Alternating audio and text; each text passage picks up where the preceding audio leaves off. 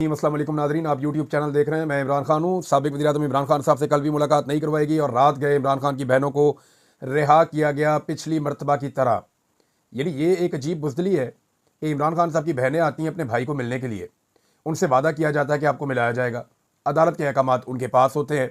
Chief justice Islamabad high court ने अपने larger bench के साथ बैठकर ये अहकामात दिए हैं, लेकिन वहाँ एक छोटा मोटा पुलिस वाला, एक छोटा मोटा जेल का एक सुपरिटेंडेंट, वो अदालत के अहकामात को अपने बूटों तले रोन देता है। इमरान खान साहब ये कहते हैं कि वहाँ पे एक कर्नल रहता है, जेल के निज़ाम को उसने संभाला हुआ है, वो तय करता है कि कौन मिलेगा और नहीं मिलेगा, और उसको अहकामात ऊपर से मिलिट्री एस्टेब्लिशमेंट की जानिब से मिलते हैं। तो ये है वो सारा पंगा जो पड़ा हुआ है।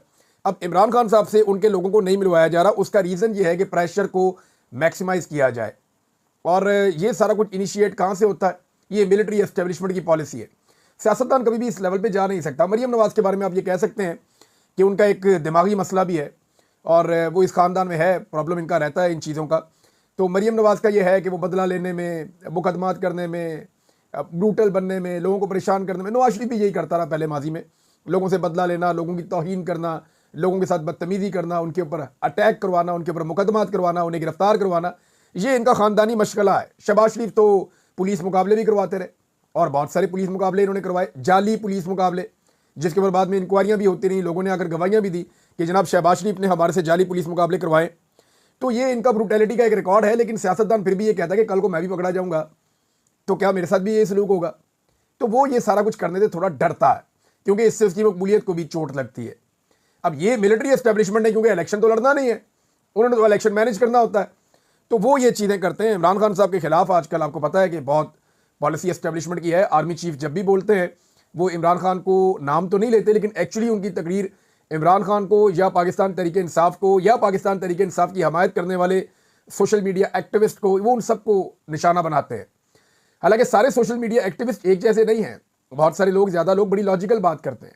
चंद ऐसे फेक अकाउंट्स हैं जो बहुत अजीबोगरीब तरीके से तौहीन अमेज़ बातें करते हैं या लोगों की निजी ज़िंदगी में घुसते हैं, और ऐसे लोगों को तवज्जो नहीं देनी चाहिए, अहमियत नहीं देनी चाहिए। असल बात वो है जो लोग हक़ाइक़ सामने रखते हैं। जैसे कि लोगों ने ये सवाल जब उठाया कि वो कौन था, ये बहुत चुभ गया था। जब लोगों ने कहा कि इंपोर्टेड हुकूमत नामंजूर, तो ये बहुत चुभ गया था। अब जब लोगों ने कहा कि फॉरवर्डेड एज रिसीव्ड, ये बहुत चुभ गया है। जब लोगों ने कहा कि टक्कर के लोग, तो ये बहुत चुभ गया था। इमरान खान ने बार बार जो बातें की, लोगों ने उसको पेस्ट किया, उसको छापा, सोशल मीडिया को बतौर हथियार इस्तेमाल किया।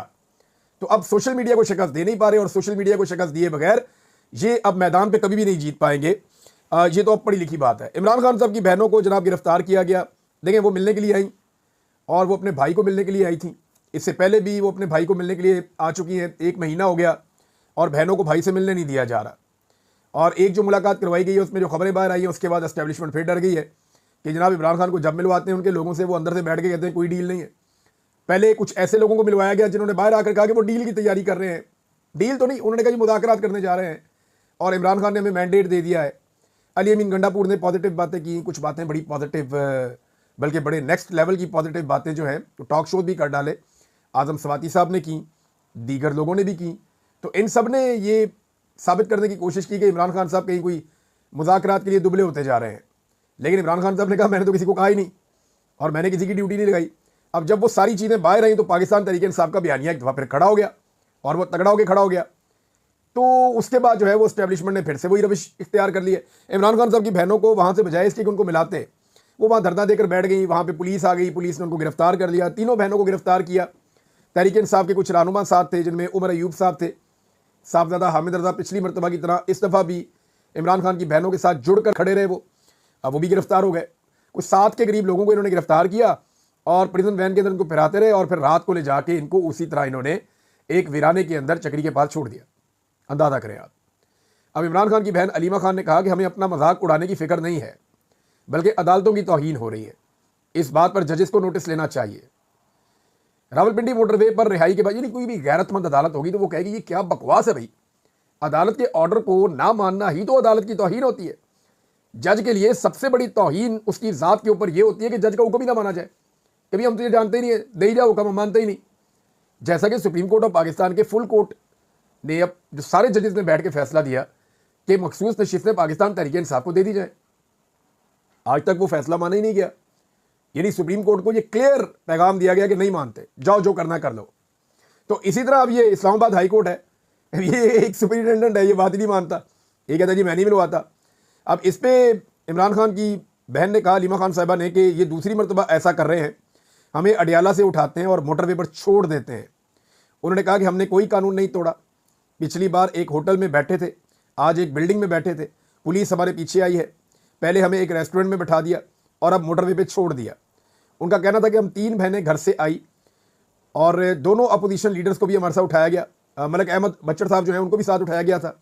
हमें तो छोड़ें, ये इंसानियत के साथ ऐसा कर रहे हैं, आप हमारा मजाक उड़ा रहे हैं, हमें नहीं फिक्र, ये अदालतों की तौहीन हो रही है।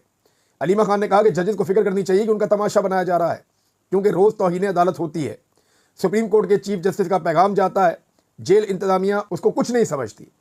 उन्होंने कहा कोई ऐसे जज आने चाहिए जो इंसाफ फराम करें। अगर आप इंसाफ नहीं दे सकते तो क्यों बैठे हैं इन कुर्सियों पर? हम कल आपकी अदालत में आएंगे और सवाल करेंगे कि आप पाकिस्तानियों को इंसाफ क्यों नहीं दे सकते। आज ये जाएंगे अदालत में और जाके अदालत से पूछेंगे कि जनाब आपने ये क्या बदतमीजी करवाई है हमारे साथ, आप हुक्म दे के भेजते हैं, वो जेल का एक सुपरिटेंडेंट जो है वो आपका हुक्म ही नहीं मानता, बाहर पुलिस वाले में रोक लेते हैं, बात ही नहीं सुनते। और अब जनाब इनको गिरफ्तार किया गया। आलिया हमजा साहबा भी पीछे पीछे भागती रही, कभी इधर जा रही हैं कभी उधर जा रही हैं, वो भी कोशिश करती रही कि किसी तरह कोई मामला जो है वो मुलाकात हो जाए। उनकी भी मुलाकात नहीं हुई, इमरान खान की बहनों की भी मुलाकात नहीं हुई। अब इसमें आलिया हमजा साहबा ने एक स्टेटमेंट दिया है, वो स्टेटमेंट मैं आपको ज़रूर पढ़ के सुनाऊंगा। उन्होंने कहा कि हम खवातीन के सरों पर रिवॉल्वर रखे गए, हमारे सरों से दुपट्टे छीने गए। क्या आलिया हमजा, बुशरा बीबी, अलीमा खान, डॉक्टर यास्मीन राशिद खवातीन नहीं हैं? इमरान खान की बहनें आज भी राह तक रही हैं, हम कोई कीड़े मकोड़े नहीं हैं।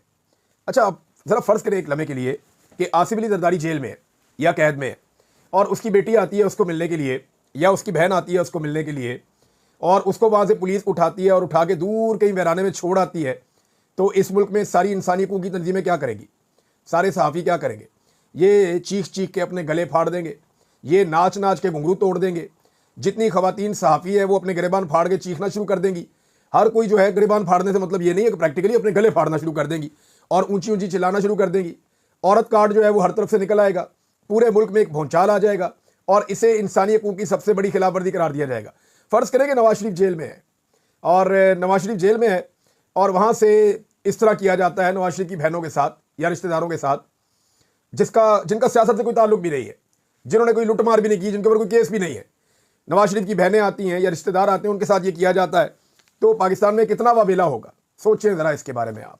रोला पड़ जाएगा पूरे मुल्क में। लेकिन यहाँ पे आप देखें कि चाहे वो मोमबत्ती माफिया हो, चाहे वो खूनी लिबरल्स हों, चाहे वो कोई भी लोग हों, सारे चुप हैं, कोई बात ही नहीं कर रहा, कोई बात करने के लिए तैयार ही नहीं है। पाकिस्तान का मीडिया इसको खबर के तौर पे लेता ही नहीं है। आज के आप अखबारात उठा के देख लें, कोई इतनी बड़ी बात ही नहीं है। तो ये वाकई में पाकिस्तान तहरीक इंसाफ या एस्टेब्लिशमेंट के खिलाफ जो खवातीन खड़ी हो जाए, उन्हें इस मुल्क में कीड़े मकोड़े ही समझा जाता है। नाज़रीन, उमरकोट में पाकिस्तान पीपल्स पार्टी को इलेक्शन जितवा दिया गया और आप अंदाज़ा करें कि ज़िमनी इलेक्शन में इतना वोट बढ़ गया कि इतने तो जनरल इलेक्शन में नहीं पड़ते होते।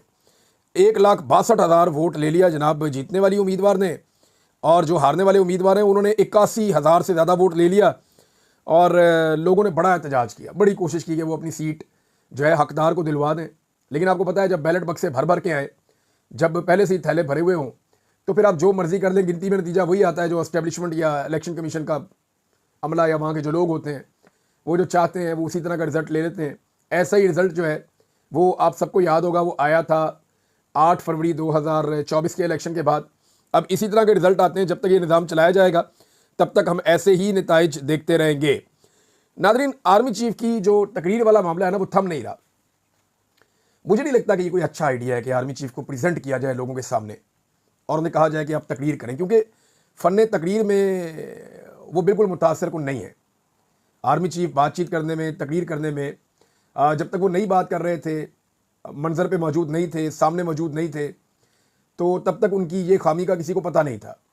लेकिन वो जैसे ही बात करना शुरू करते हैं तो पता चलता है कि उनके अंदर बात करने की वो कैपेसिटी नहीं है। जो बॉडी लैंग्वेज एक्सपर्ट्स हैं, जो तासुरात से, बात करने से, बॉडी लैंग्वेज से जज करते हैं, कुछ लोगों से मैंने बात की, फिर मैंने 2-4 और सहाफ़ी हैं उनसे भी बात की, तो उन्होंने कहा जी इंतहाई मायूस कुन बॉडी लैंग्वेज है आर्मी चीफ की, और इसमें कुछ ऐसा लगता है कि प्रेशर भी है।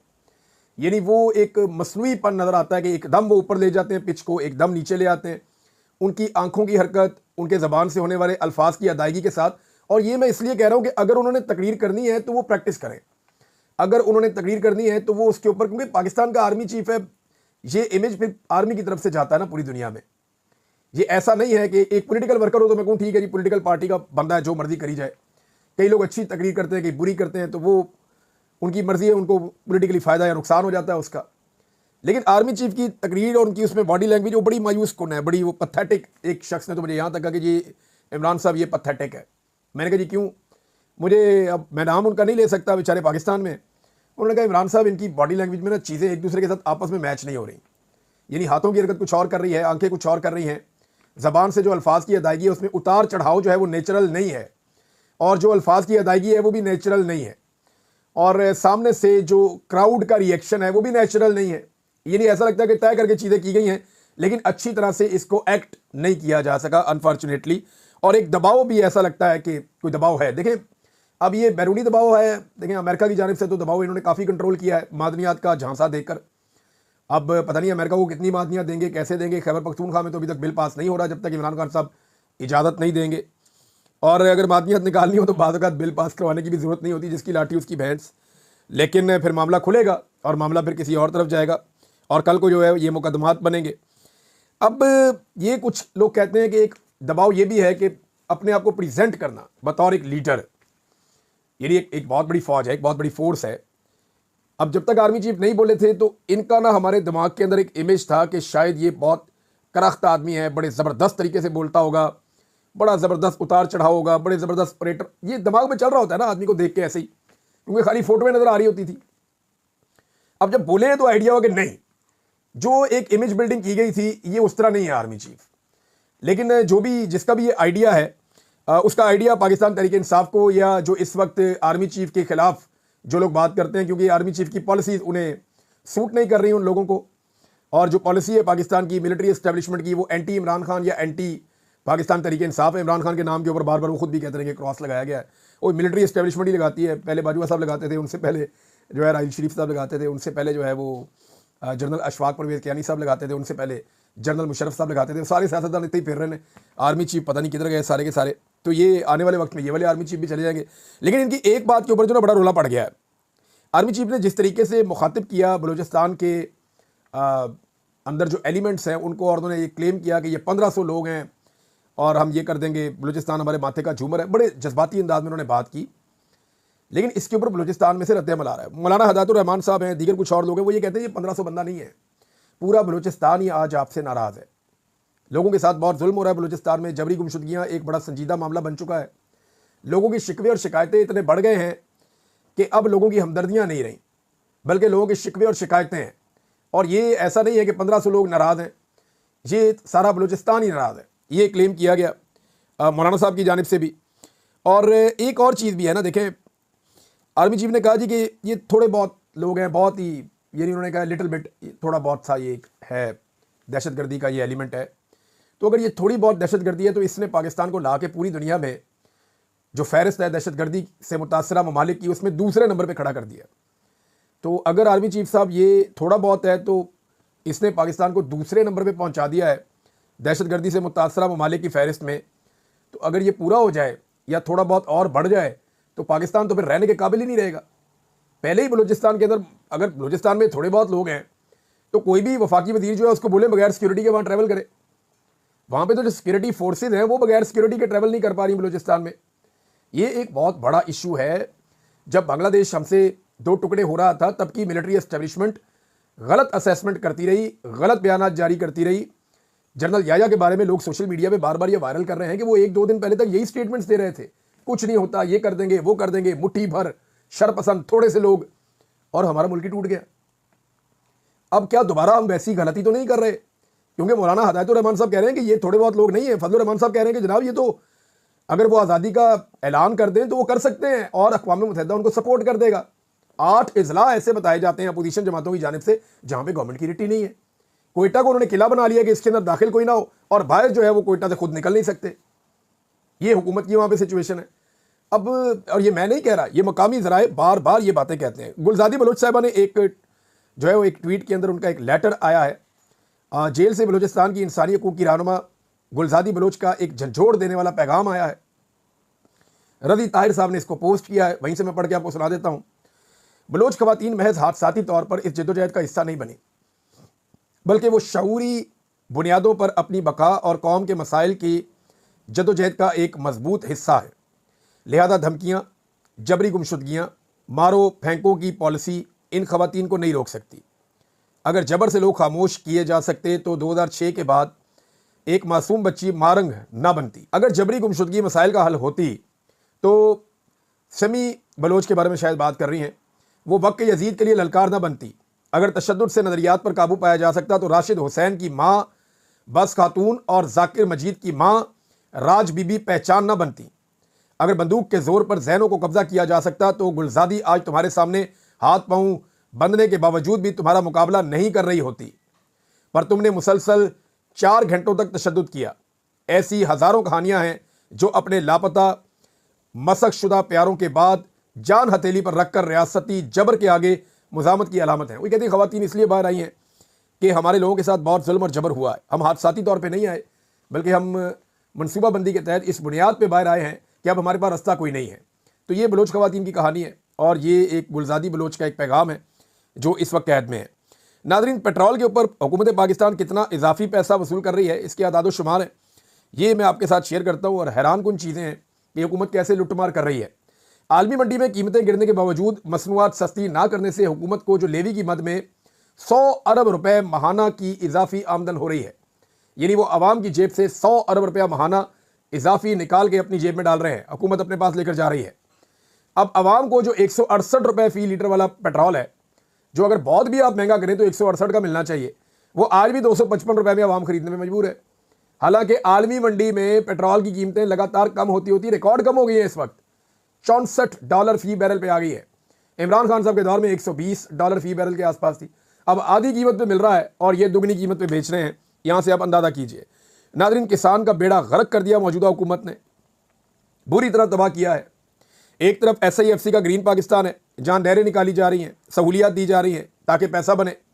दूसरी तरफ पंजाब और सिंध का किसान है, गरीब किसान, उसके पास पानी की किल्लत है, खादें और अद्वियात जो है वो रिकॉर्ड महंगी हो गई हैं, डीजल और बिजली महंगी कर दी गई है, ज़रूरी टेक्नोलॉजी भी बिल्कुल पाकिस्तान में फारिग है, कोई रहनुमाई या मदद उनकी नहीं की जाती। लिहाजा फ़ी एकड़ पैदावार भी पाकिस्तान की तमाम ममालिक के निस्बत जो आसपास हैं उनसे कम है।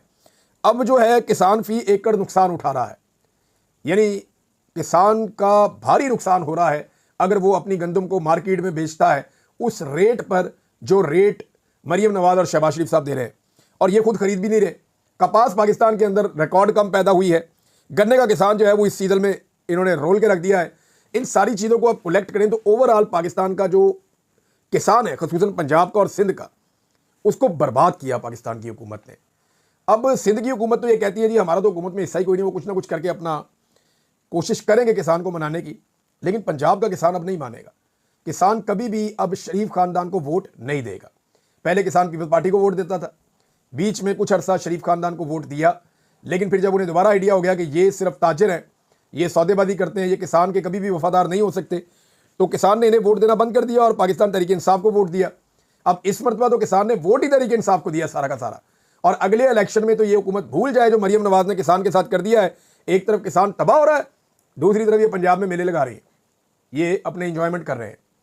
यानी जितनी आम आदमी को तकलीफ होती है, जितनी आम आदमी जिल्लत उठाता है, उतना ज़्यादा ये लोग इंजॉय करते हैं, उतने ज़्यादा ये लोग फंक्शन बुलाते हैं। नाज़रीन, रिटायर्ड जर्नल चेयरमैन वापडा से सवाल करने के नतीजे में जो सलूक हुआ सनाउल्लाह मुफ्ती खेल साहब के साथ और उनकी फैमिली के साथ, हराम है कि कोई इसके ऊपर एक्शन हुआ हो। बहुत सारे अरकान असम्बली बोल रहे हैं लेकिन एक्शन कोई नहीं हुआ। यानी अवाम को ये साबित किया जा रहा है कि एक सरकारी मुलाजिम जो एक रिटायर फौजी है, उसका मेरिट भी शायद यही है कि वो एक रिटायर फौजी है, वरना और बड़े लाइक लोग पाकिस्तान में मौजूद हैं, लेकिन रिटायर फौजियों को फटाफट बड़े बड़े ओहदे मिल जाते हैं। अब ये जो है वो अवाम के वोटों से आया हुआ एक रुकन जो है उसकी कोई हैसियत नहीं है उस रिटायर फौजी के सामने। उसने ट्रांसफार्मर भी उतार दिए, मीटर भी उतरवा दिए। अब कोई पूछने वाला ही नहीं है इस मुल्क में, ना रूल ऑफ लॉ है ना कानून। देखें, अभी आर्मी चीफ ने एक दिन पहले कहा कि हार्ड स्टेट क्या होती है, जहां सारे इदारे अपने कानून और आइन के मुताबिक काम करें। एक सवाल पूछा था, आइन और कानून के मुताबिक पूछा था कि एक चीज़ की तहकीक वो करना चाह रहे थे, क्योंकि आर्मी चीफ ने आयत भी सुनाई थी तहकीक के बारे में। तो आर्मी चीफ ने जो आयत सुनाई उसके मुताबिक वो तहकीक करना चाह रहे थे। तहकीक करने के लिए उन्होंने आइन और कानून के मुताबिक सवाल पूछा, जो कि आर्मी चीफ के मुताबिक हार्ड स्टेट में बहुत ज़रूरी है। सवाल पूछने का नतीजा यह है कि जवाब आया ही नहीं, तहकीक करने की इजाज़त नहीं दी गई, उल्टा उनको सजा दे दी गई है। ये जनाब इस मुल्क के अंदर हालात हैं। ऐसे हालात में कौन पाकिस्तान में सरमायाकारी लेकर आएगा? कौन? कोई पागल, कोई ज़हनी मरीज होगा जो आएगा? हाँ, ये आप कर लें, अपनी मादनियात आप बेचते रहे, अपने असासे आप बेचते रहे, अपनी चीज़ें आप बेचते रहे, लोग आके आपसे खरीद लेंगे। लोग वैसे आपका यानी घर के बर्तन बिक रहे हो लोग खरीद लेते हैं, जेवर बिक रहा हो लोग खरीद लेते हैं, लेकिन यहाँ सरमायाकारी करने कोई नहीं आएगा कि यहाँ हम अपने पैसे लगा के अपने पैसे फंसा लें। अपनी रविश को ठीक करें, पाकिस्तान में ह्यूमन राइट्स लेकर आए, पाकिस्तान के अंदर रूल ऑफ लॉ लेकर आए, पाकिस्तान में अदलिया को आज़ाद करें, इंसानी हकूक़ की पामानियाँ बंद करें, अवामी मैंडेट का एहतराम करें, फिर पाकिस्तान के अंदर लोग लेकर आएंगे दहशतगर्दी खत्म होने के बाद सरमायाकारी, जब सियासी इस्तेहकाम होगा। अब तक के लिए